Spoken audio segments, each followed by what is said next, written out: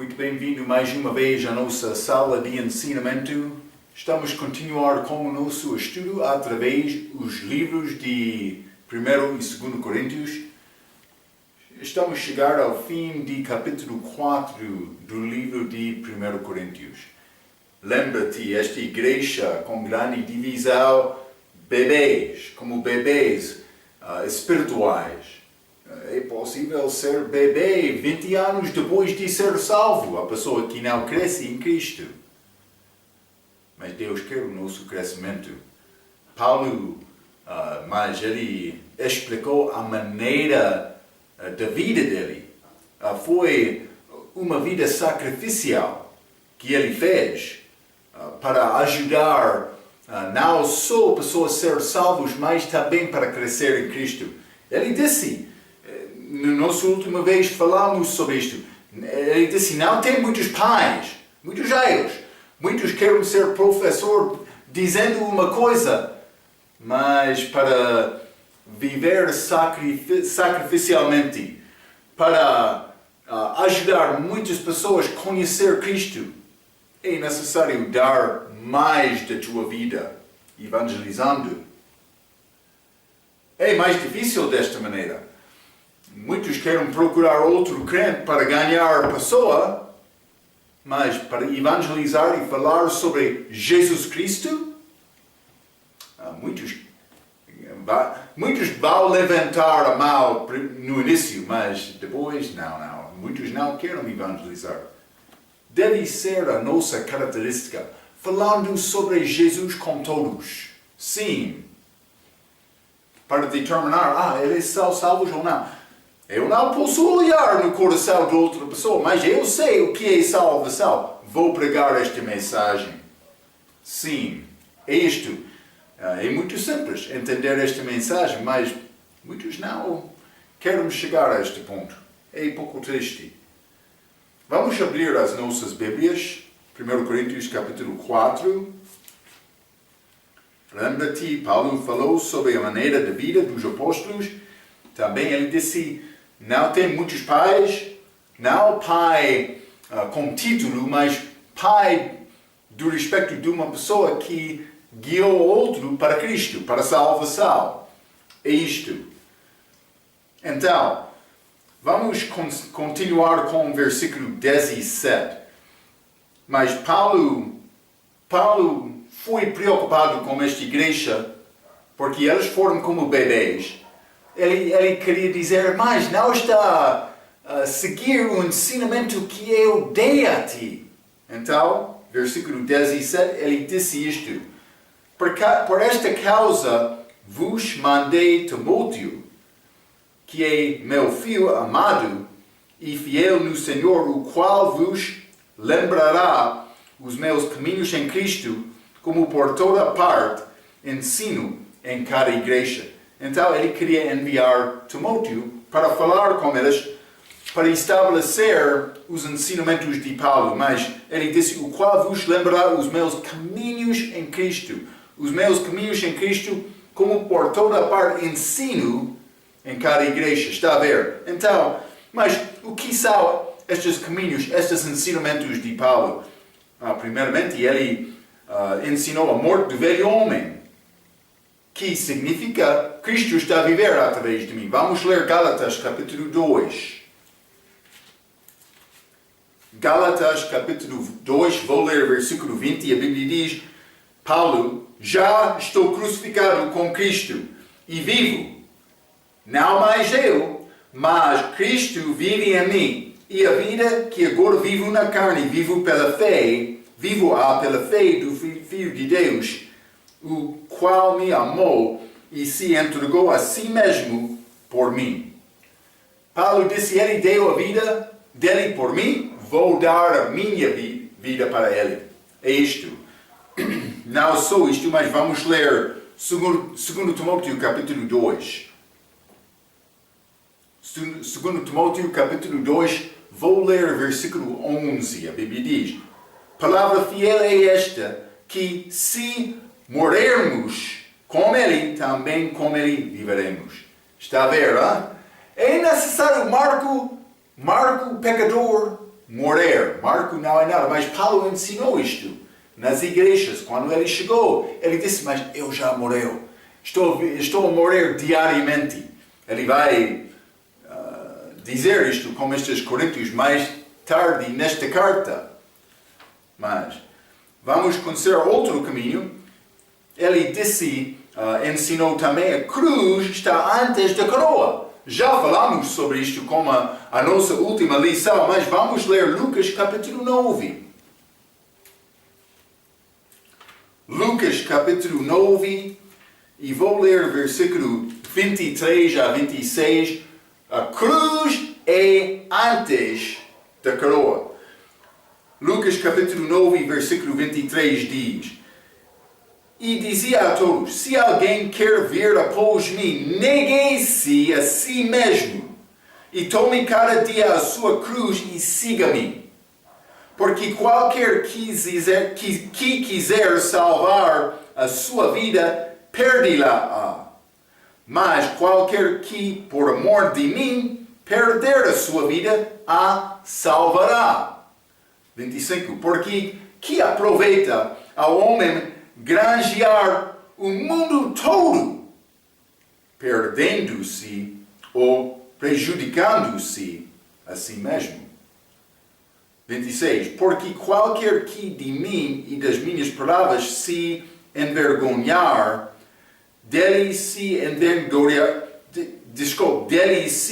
envergonhará o Filho do Homem quando vier na sua glória e na do Pai e dos santos anjos.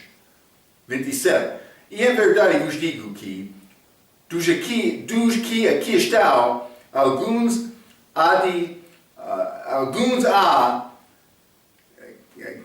que não provarão a morte até que vejam o reino de Deus. Mas, então, eu li um pouco além do que eu já planeei, mas simplesmente é necessário negar-me e levar a minha cruz. Está a dizer, durante esta vida, deve ser vida sacrificial. Marco deve morrer. É isto.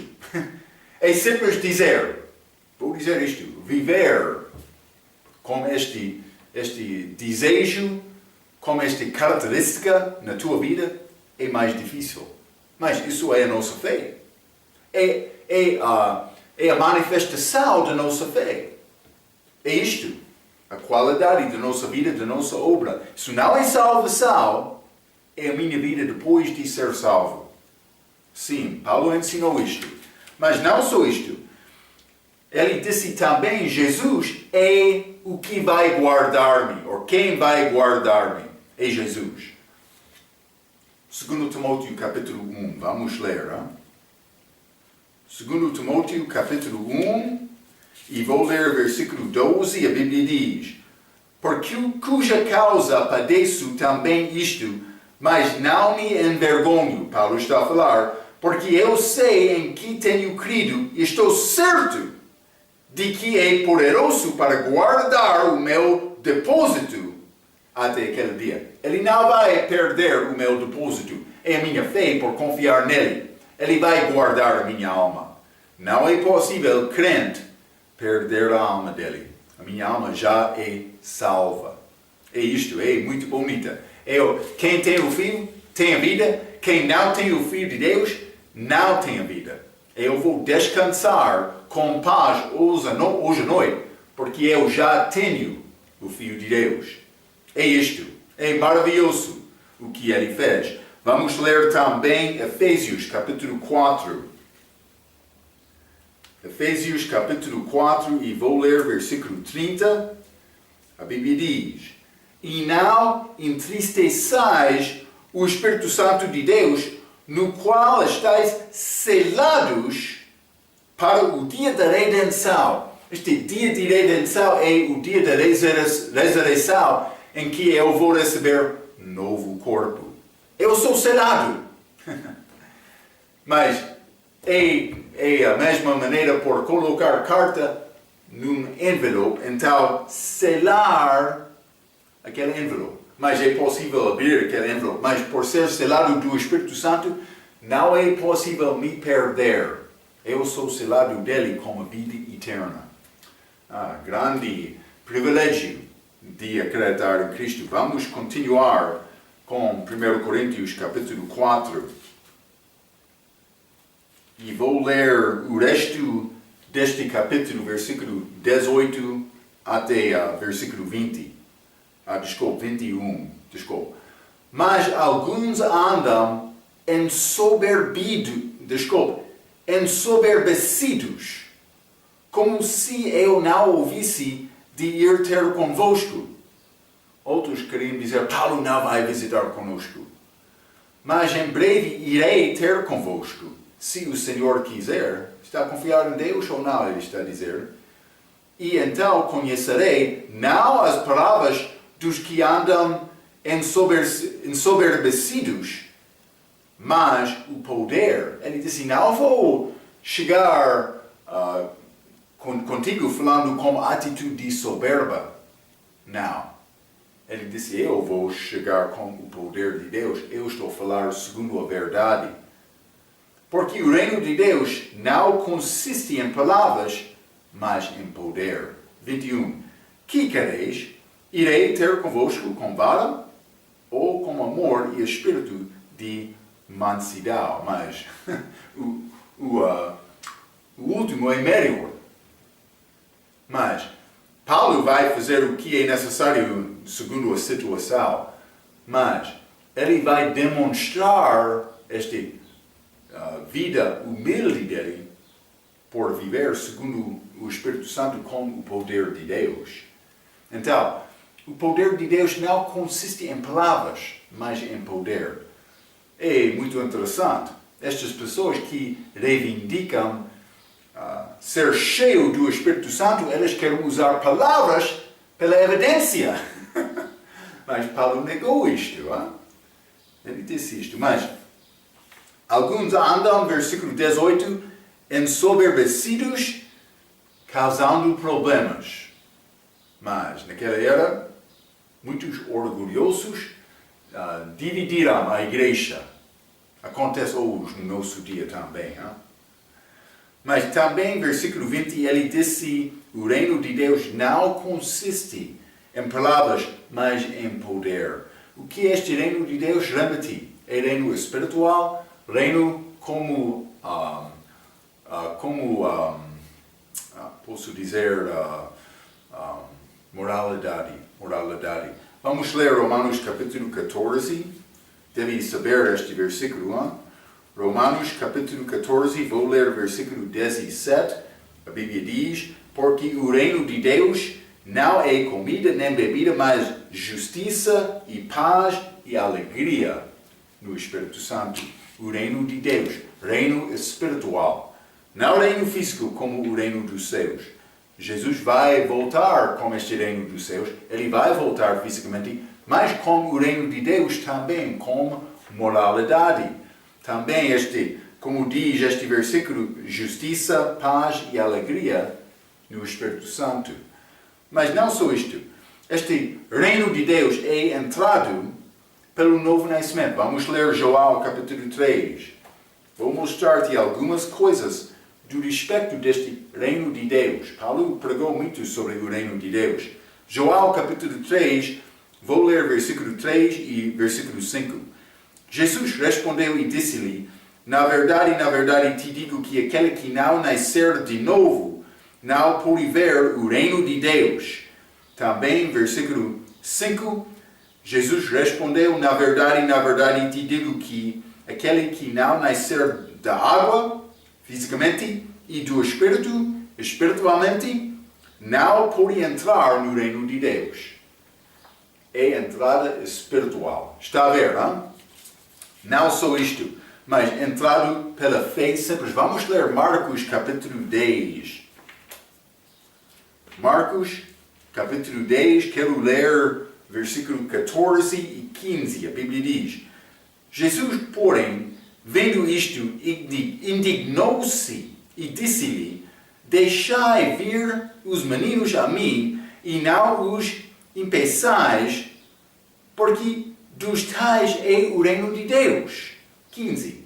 Em verdade, vos digo que qualquer que não receber o reino de Deus como menino, de maneira nenhuma entrará nele. Porque é necessário ser como menino do respeito de ser inocente.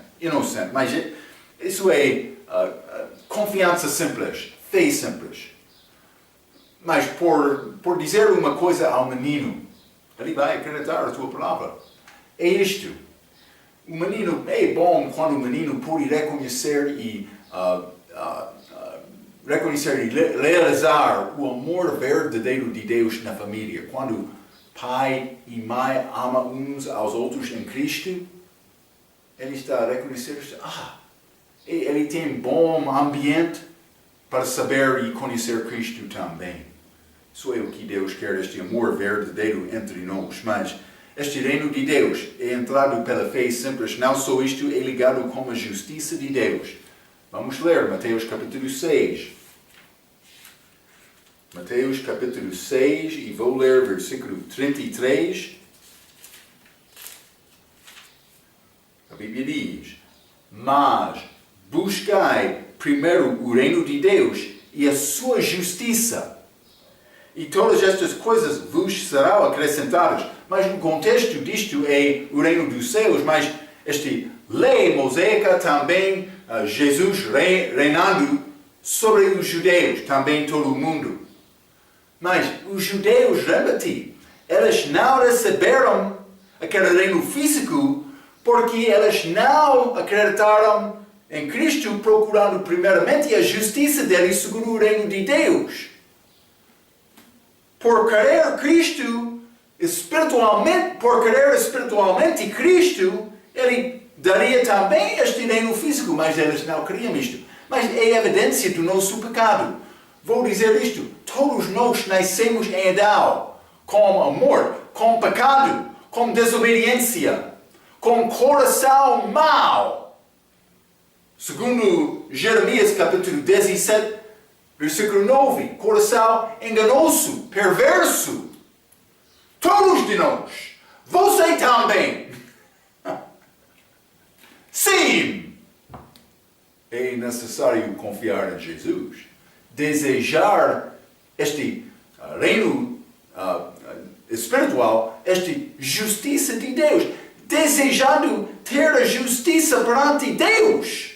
Também está a dizer, reconhecendo, ele vai julgar pecado. Ele vai julgar mim. É necessário reconhecer isto. Antes de receber qualquer coisa física dele, ele quer nos aproximar dele, reconhecendo a nossa fraqueza espiritualmente. Sim, ou nossa fraqueza espiritual. Vou dizer desta maneira. Este reino de Deus, entrado dos pecadores antes da pessoa que justifica-se a si mesmo. Vamos ler Mateus capítulo 21. Mateus capítulo 21 e versículo 31. A Bíblia diz: qual dos dois fez a vontade do Pai? Disseram-lhe ele, o primeiro. Disse-lhe Jesus, em verdade vos digo que os publicanos e as meretrizes entram adiante de vós no reino de Deus. Mas Jesus estava a falar sobre a parábola de dois filhos. Um negou obedecer ao pai, mas no fim ele mudou de decisão. O outro disse, sim, eu vou, mas ele não foi. Mas o filho que arrependeu fez a vontade. Ele disse os publicanos e as meretrizes entram adiante de vós no reino de Deus. Cuidado, vou dizer isto. Muitos pastores hoje no nosso dia pensam que mais vou entrar este céu lá com Deus, este reino de Deus, porque eu sou melhor do que estes outros pecadores. Cuidado. O que é realmente a atitude do teu coração? Realmente estima-se fraco perante Deus? Vou dizer honestamente do meu coração, Deus sei que eu estou a falar a verdade. Marco não é nada. Deus salvou a minha vida. Mas eu tenho vantagem. Sim, eu pequei muito antes de ser salvo. Alguns confiam em Cristo pensando, mas eu não pequei muito. E pode ser verdade também, mas é mais fácil me reconhecer a minha fraqueza do que eles. Mas cuidado, porque o diabo quer usar isto. Muitas vezes pode ser a pessoa mais limpa da vida, que confiou em Cristo, mas no fim, ele fica pouco orgulhoso pensando, mas eu sou melhor. Tu não és nada. Eu também, mas comigo não há problema. Não é problema me confessar e reconhecer isto. Eu sou fraco, eu sei isto bem. Não há problema. Eu sou salvo completamente. Eu tenho Cristo em mim. Não há problema. Mas eu sou nada. O primeiro passo para entrar neste reino de Deus é reconhecer a minha fraqueza. Então, mas não só isto. Este reino de Deus foi tirado dos judeus. Realmente? Vamos ler Mateus 21. Mateus 21. E vou ler versículo 43. A Bíblia diz: portanto, eu vos digo que o reino de Deus vos será tirado e será dado a uma nação que dê os seus frutos. Então, estes judeus, eles, lembra-te aquela palavra sobre aquela figueira. Jesus disse, o dono chegou 3 anos procurando fruto e não achou nada. Ele queria destruir, mas penso que é o horteiro. Ele disse, mas vamos esperar um pouco mais este ano para ver há de vir fruto ou não. Ele não achou fruto em Israel. Aquele reino foi tirado deles. Sim, aconteceu desta maneira. Cuidado, hein? Então, mas não só isto é pregado depois de João Batista. Vamos ler Lucas capítulo 16, características deste reino. Lucas capítulo 16, versículo 16. A Bíblia diz: a lei e os profetas duraram até João. Desde então é anunciado o reino de Deus. Está a ver, não? E todo homem emprega força para entrar nela. Desculpa. Então, mas foi, a lei e o profeta foi até de João.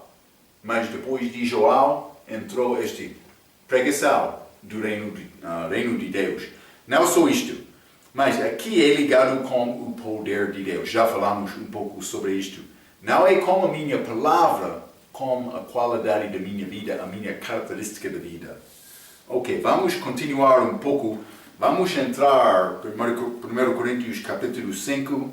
O que está a acontecer aqui? Mas Paulo estava a reprovar esta igreja com uma reprovação geral, mas segundo as divisões delas, segundo a atitude deles para reinar, querendo coroa mais do que a cruz. Mas isso foi a atitude de toda a igreja. Ele vai continuar reprovando toda a igreja, mas ele vai usar um pecado específico dentro da igreja para reprovar todos. Então, mas vamos continuar este 1 Coríntios capítulo 5, mas vou ler versículo 1.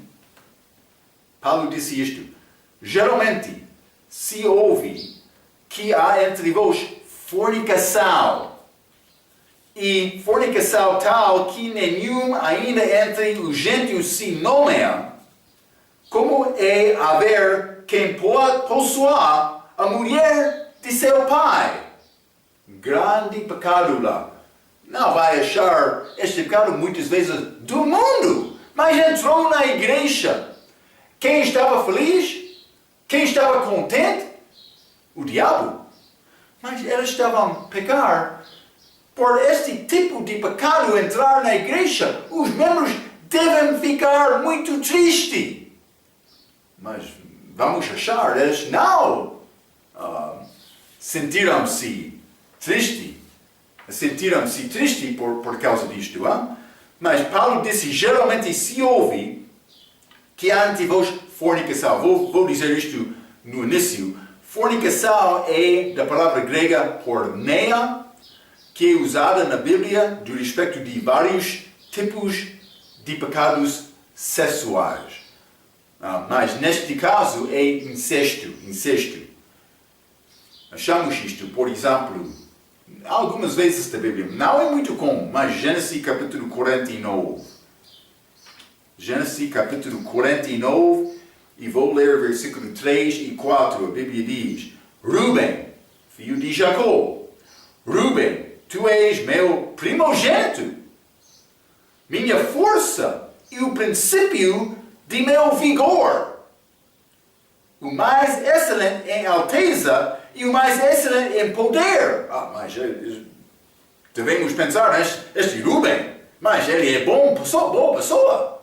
Mas versículo 4, impetuoso, como a água, não serás o mais excelente, porquanto subiste ao leito de teu pai.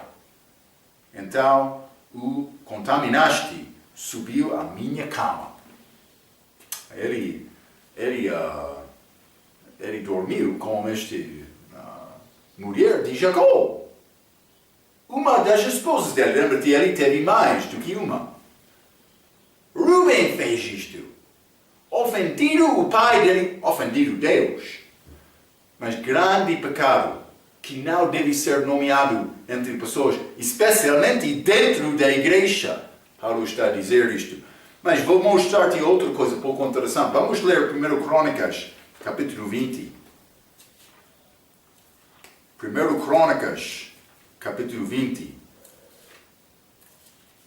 E vou ler, versículo 4 e 5. A Bíblia diz: E depois disto aconteceu que, levantando-se guerra em Gezer com os filisteus, então Sibecai, o Husatita, feriu a Sipai, dos filhos do gigante, estes filhos de Golias, e ficaram subjugados. Mas, versículo 5, e tornou a haver guerra com os filisteus, e Elhaná, filho de Jair, feriu a Lami, irmão de Golias. Também Sipai dos filhos do gigante. Mas Lami é chamado irmão de Golias, o Giteu, cuja haste da lança era como orgal de Tesselá. Mas então estamos a achar a morte de dois gigantes, um chamado filho de Golias, outro chamado irmão de Golias. Mas vamos ler 2 Samuel capítulo 20. Desculpe, 2 Samuel capítulo 21. 21, e vou ler versículo 18 e 19. E aconteceu depois disto que houve em Gobi ainda outra peleja contra os filisteus. Então Sibecai, já lemos sobre isto, Sibecai, o Husatita, feriu a Safi, que era dos filhos do gigante. Já lemos isto, mas versículo 19. Houve mais outra peleja contra os filisteus em Gobi, e Elhaná, filho de Jair, origem, o Belemita, feriu Golias. Mas vou dizer isto, Davi feriu Golias. É pouco raro, mas esta Bíblia, o Giteu, de cuja lança era a haste com orgal de Tesselá. Então, mas este não feriu Golias, mas por ler outra passagem desta mesma pessoa, este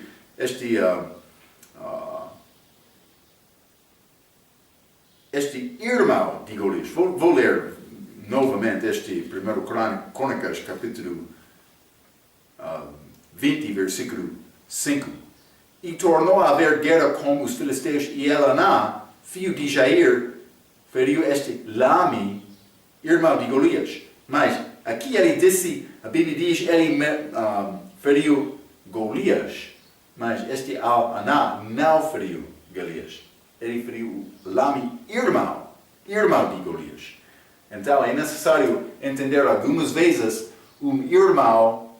filho ou irmão, por ser da mesma família, pode ser ligado com pessoa.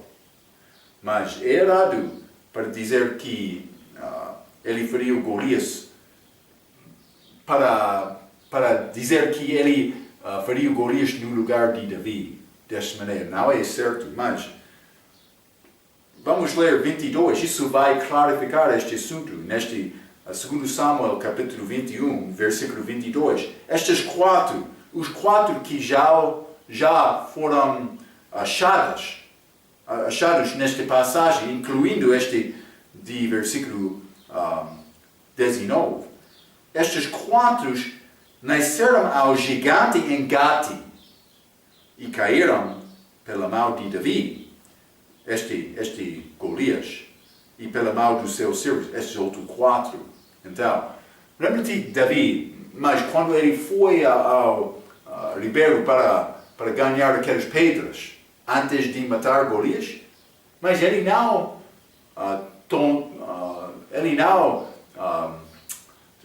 tirou só uma pedra, ele tirou 5. Outros pensavam que, mas porque é possível faltar com o primeiro. Não.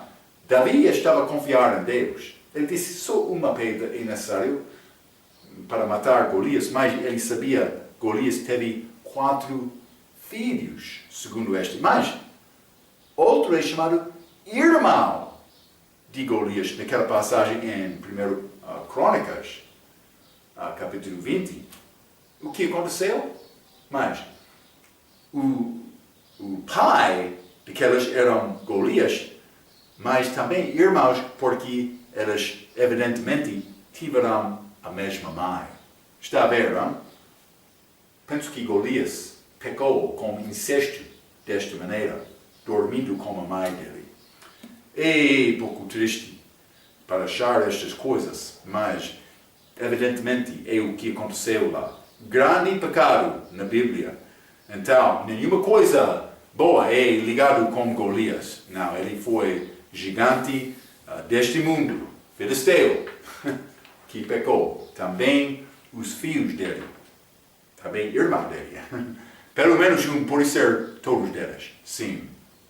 Então, mas também neste 1 Coríntios capítulo 5, versículo 1, Paulo escreveu, geralmente se ouve que há entre vós fornicação, mas geralmente se ouve. Foi uma coisa bem conhecida entre o mundo perdido. Outros na comunidade, aquele homem está a entrar naquela igreja. Eu sei que ele estava a fazer outra coisa com a mulher do pai dele, também dentro da igreja. Mas dentro da igreja ela sabia isto. Vou dizer isto, o que tipo de reputação teve aquela igreja naquela comunidade? Foi fraca. Então, o que tipo de reputação tem a tua igreja entre a comunidade? É necessário considerar estes assuntos.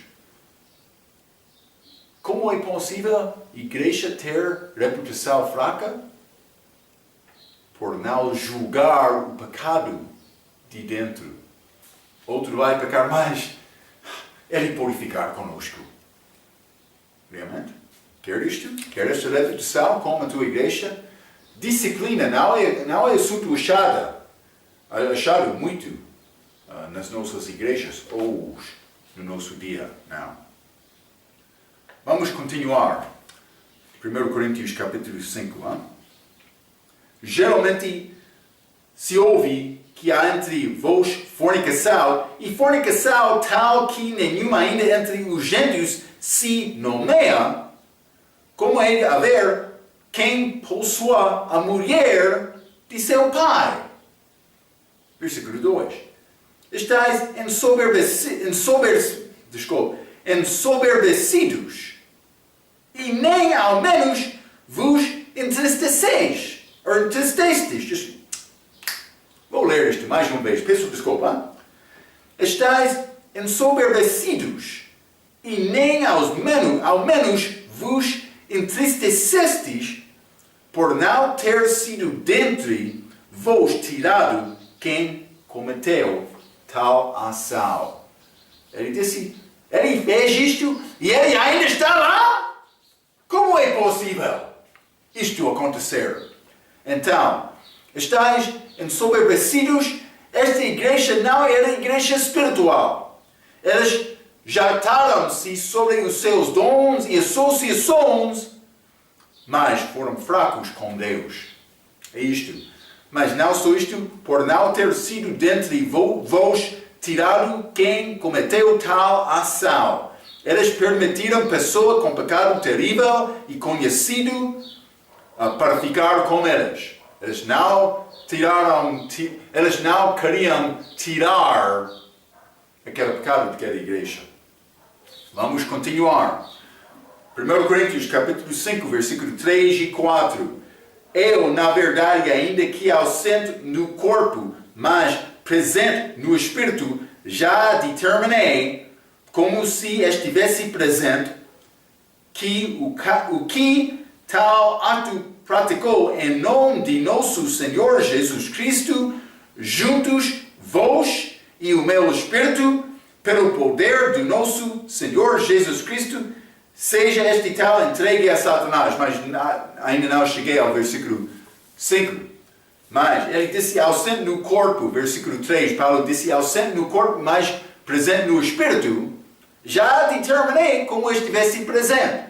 Em versículo 4 ele disse, em nome de nosso Senhor Jesus Cristo, junto vós e o meu espírito. Paulo está a falar sobre o seu próprio espírito, de uma maneira deles julgar este assunto juntos. Ele ainda não estando fisicamente ausente, ele ainda estando ausente deles, fisicamente, pelo menos, por dizer desta maneira. Mas o espírito dele estava com eles, mas não ele. Então, ele está a falar sobre o seu próprio espírito, mas o sentimento dele, sendo ausente deles fisicamente. Está a ver? Ele está a falar desta maneira. Mas versículo 5, ele disse, seja este tal entregue a Satanás para destruição da carne, para que o espírito seja salvo no dia do Senhor Jesus Cristo. Então, é um pouco estranho a maneira em que foi escrito, mas vou dizer isto. Primeiramente, entregue a Satanás. Como Paulo fez com Himeneu e Alexandre por ensinar doutrina falsa. Vamos ler isto. Entregue a Satanás. 1 Timóteo capítulo 1. 1 Timóteo capítulo 1, versículo 20. A Bíblia diz, e entre essas foram Himeneu e Alexandre, os quais entreguei a Satanás, para que aprendam a não blasfemar. Então, mas cuidado com isto. Vou dizer uma coisa.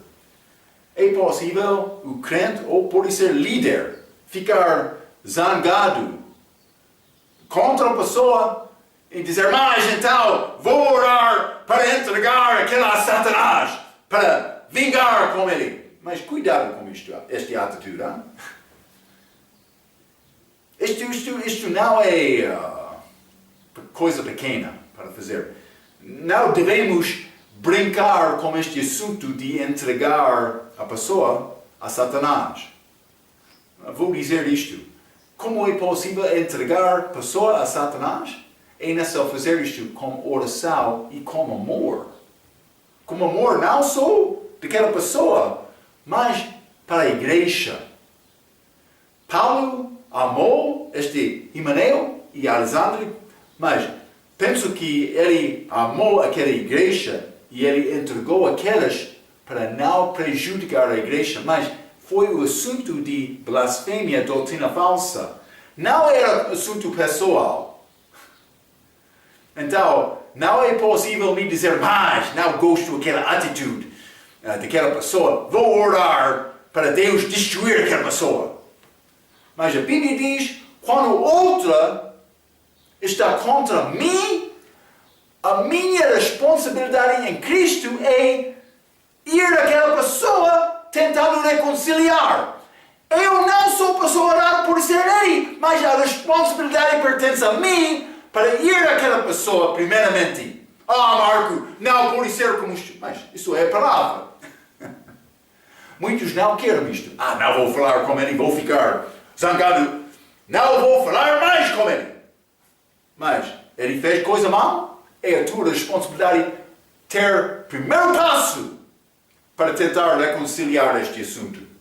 Marco, não estou a entender a nossa cultura. Não, é cultura de homem, homem perdido sem Cristo. Mas cristão deve ser diferente.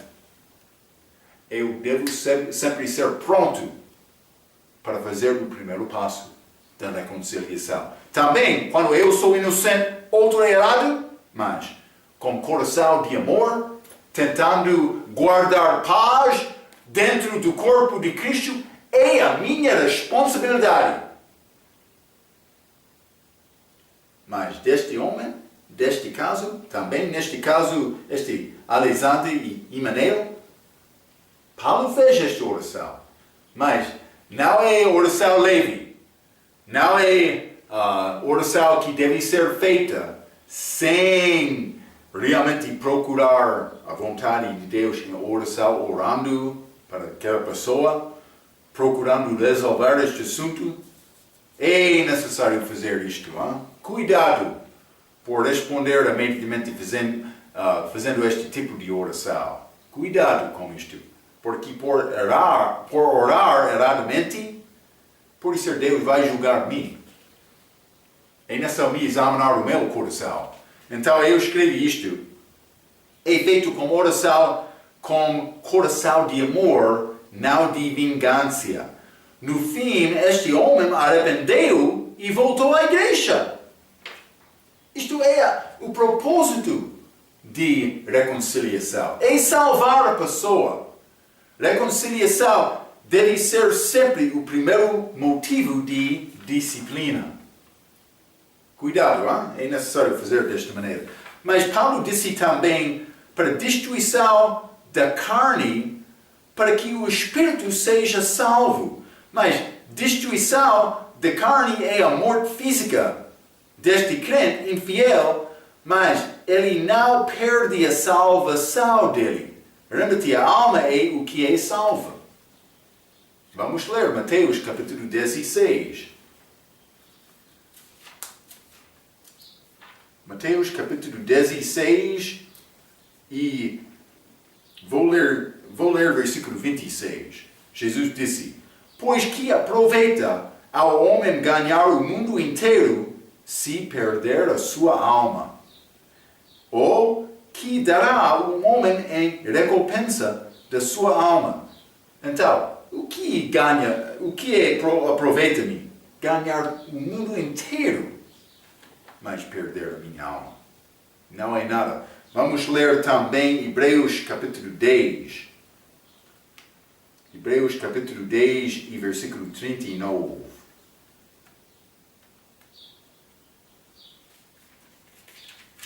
A Bíblia diz: nós, porém, não somos daqueles que se retiram para a perdição, mas daqueles que creem para a conservação, vou dizer isto, salvação da alma. Está a ver? A alma é a parte de mim que é salva. O meu espírito é regenerado. É isto.